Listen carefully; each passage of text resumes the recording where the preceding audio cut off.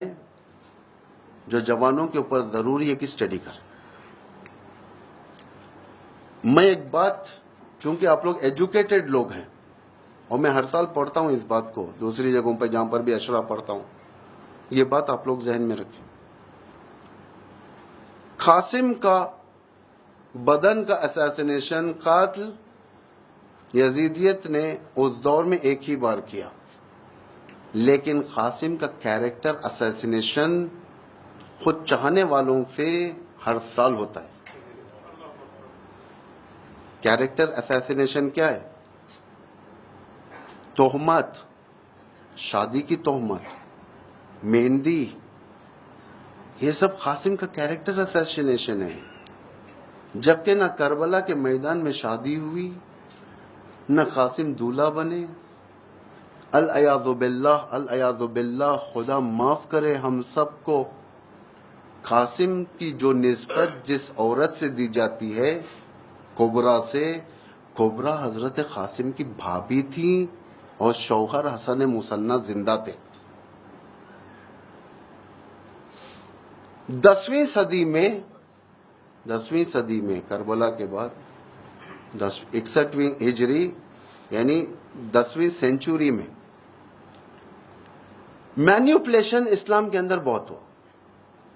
بہت سارے روایتوں کو گھسایا گیا، بہت سارے چیزوں کو ختم کیا گیا، بہت سارے یعنی لوگوں کو رلانے کے لیے نہ جانے کیا کیا کیا گیا.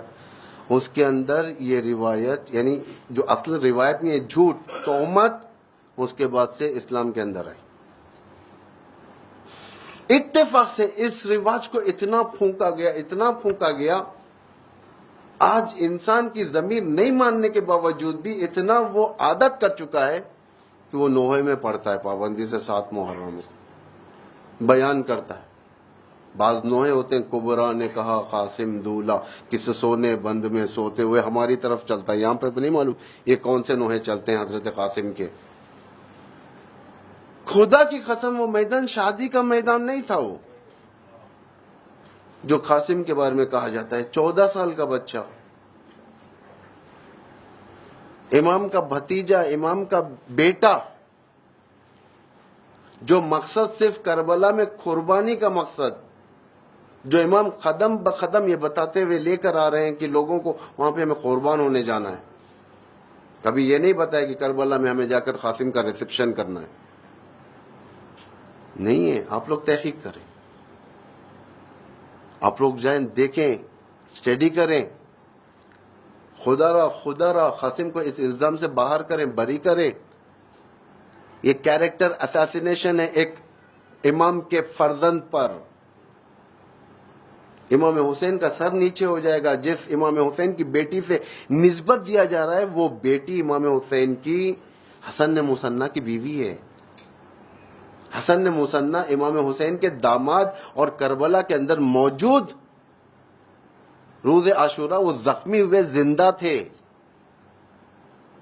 ورنہ اگر خدا نخواستہ شہادت ہو جاتی تو ایک احتمال، وہ بھی شہادت کے بعد اسلامی قانون یہ ہے کہ 4 مہینے تک، اس میں بھی احتمال نہیں دیا جا سکتا. یہ تو کھلی تہمت رائج ہو چکی ہے ہمارے درمیان. یہ جب تک ہم منہ نہیں کھولیں گے، یوتھس کو نہیں بتائیں گے، جوانوں کو نہیں بتائیں گے، ایجوکیٹڈ لوگوں کو نہیں بتائیں گے، انٹلیکچوئلز اگر خدا نخواستہ خاموش رہیں گے، علماء خاموش رہیں گے، کل کے دن امام حسین، امام زمان، حضرت زہرا، امام حسن سب دامن پکڑیں گے، کہیں گے تو ہمارے خاندان پر خدا نخواستہ غلط رشتے کا الزام لگایا. یزیدیت نے ایک بار اساسینیشن کیا تھا کربلا میں، ہم تو ہر سال کیریکٹر اساسینیشن کرتے ہیں. جوان، میں نے سنا کہ آج کوئی ذاکرہ جو لیڈی، محترم لیڈی یہاں پر جو پڑھتی ہیں صبح میں، انہوں نے اس رسم و رواج کو ڈینائی کیا باقاعدہ، یعنی کنڈم کیا ہے. یقیناً زبان کھولیے، زبان کھولنے والے امام کے سامنے بری ہوتے ہیں. محشر میں جس وقت پیش کیے جائیں گے ہم لوگ، خدا پوچھے گا تو نے وہ کیوں نہیں بیان کیا جو الزام لگ رہا تھا. ہم کہیں گے لوگوں کے ڈر سے.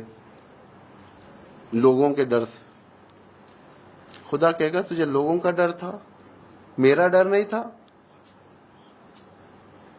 امام زمان کل کے دن سوال کریں گے تو ہم کیا جواب دیں گے؟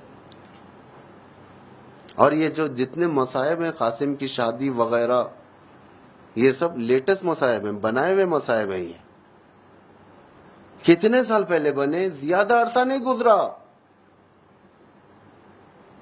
ایک عزاداری کی تاریخ اگر آپ دیکھیں گے، جس عزاداری کی تاریخ میں بعض ایسے مصائب جو مینیپولیٹڈ، جو شمال ایران میں بنتے تھے اور اس کے بعد وہاں سے ایکسپورٹ ہوتے تھے عراق کے اندر پڑھا جاتا تھا۔ اس دور میں آج کی دور کی طرف فکر نہیں تھی، لوگ کتاب لے کر ممبر پر بیٹھ کر مصائب سناتے تھے۔ اس میں کیا لکھا ہے کیا نہیں لکھا ہے کسی کو کچھ نہیں معلوم، اور اس کتاب کو حجت بنایا جاتا تھا۔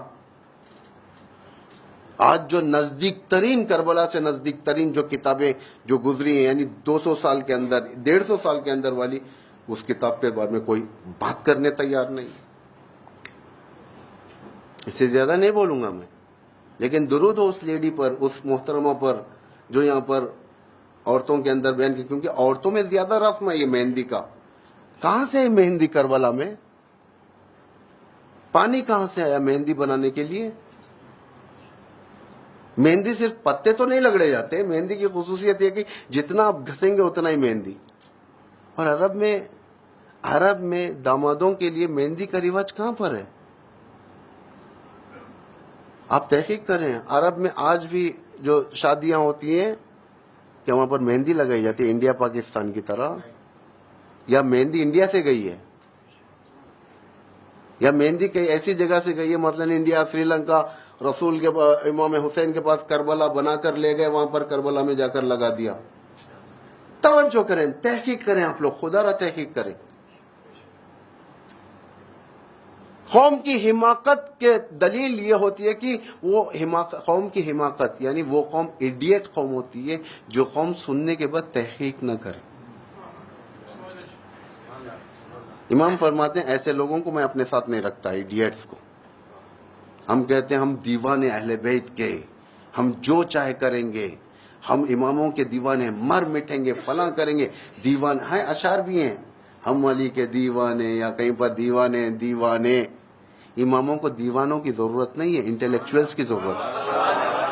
نعرے حیدری، دشمنان اہل بیت پر، انٹلیکچوئلز چاہیے امام کو۔